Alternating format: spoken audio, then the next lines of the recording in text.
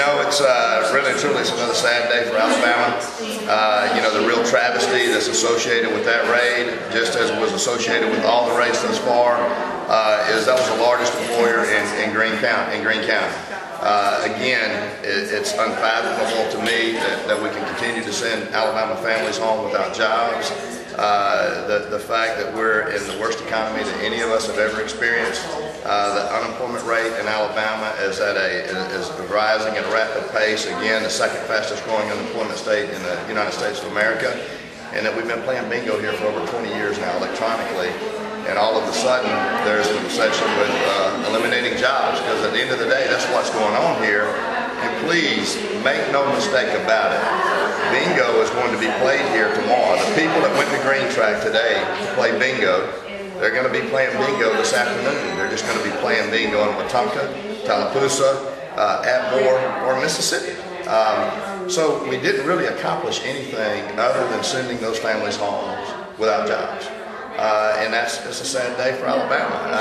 And I think that we actually, one of the gubernatorial candidates was running on a common sense platform. We do need to apply common sense back in our political structure, and we need to apply democracy back in our political structure.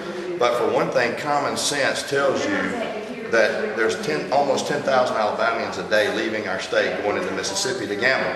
That does not account for all of the other bordering states that have the lottery in place. And the common sense tells you there's 3 Indian casinos here that the state government can't close down. They can't raid those facilities. They can't shut them down. There's nothing they can do about that. So people are going to continue to play bingo in a profound way in Alabama. And the sad thing is it's not going to be taxed. It's a non-taxed industry today, and if something's not done, it's going to be a non-taxed industry tomorrow. So why not tax, regulate, and limit electronic bingo in the state of Alabama, create jobs? Look at what's happening on our Gulf Coast now. Our tourism dollars are about to fall through the floor. If you haven't noticed, go look at the beaches now. And look, it's just beginning. So what's that going to do for tourism for the state of Alabama? It's going to knock it in the head.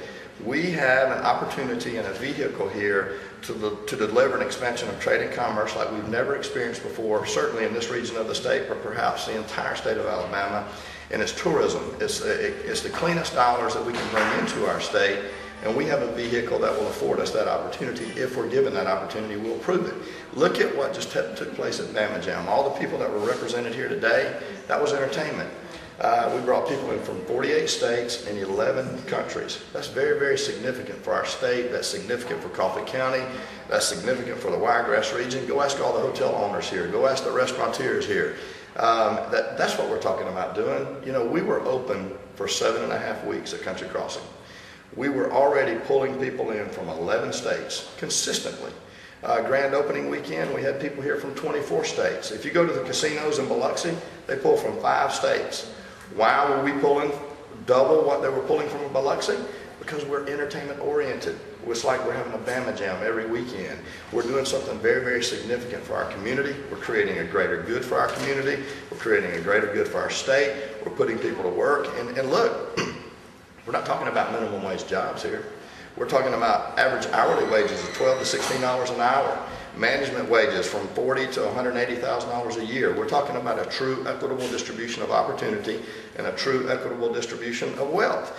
All of our politicians, they want to get up there and they want to talk about it, and they want to talk about an equitable distribution of opportunity, an equitable distribution of this, an equitable distribution of that. Where's the equality at? I haven't seen it.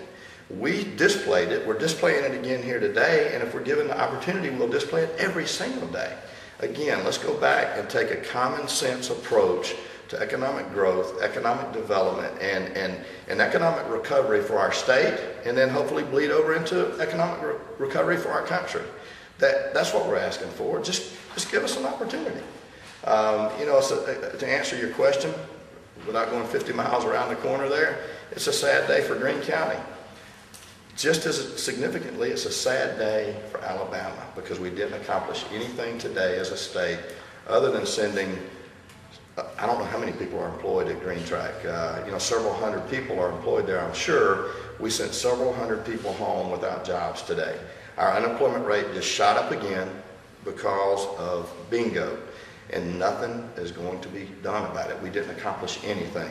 All we did was send those couple thousand people that went to Green Track to play bingo today. They just simply meandered right on down to Atmore, or right on over to Tallapoosa, or right on over to Wetumpka, or just across the state line into Mississippi. And the money that they were going to spend at Green Track, they spent at non-taxable entities, and we need to understand that. Let's create about $500 million a year in new tax revenue. Let's tax bingo, regulate it, and limit it. Take a common sense approach to economic growth. We're contemplating now a gospel festival, alternative Christian gospel festival, as well as an old school R&B festival, and then a series of concerts at our amphitheater at Country Crossing. Again, the economic structure has to fall in place for us, and unfortunately we're still fighting politics. If all shapes up, that is our intention, is to have 3 major festivals a year in Coffee County, and then 20 to 30 events a year, mega events a year in Houston County. You know, it would be nice if we could reopen the doors at Country Crossing, put about 1,500 people back to work, have concerts there every single weekend, guarantee the United States of America that any Thursday, Friday, Saturday night of the week that you choose to come to Country Crossing in Houston County, Alabama, you're guaranteed to see a multi-platinum selling country music artist perform there. That's what we'd love to do. You know, again, it's a sad day that democracy doesn't reign in our state. It's that's the most basic fundamentals of in how our country was built, and that is that majority rule. And unfortunately, that's not the case as we speak today. Yeah, there's truth to that. We're contemplating and we're trying to put an economic structure together that will afford us that opportunity.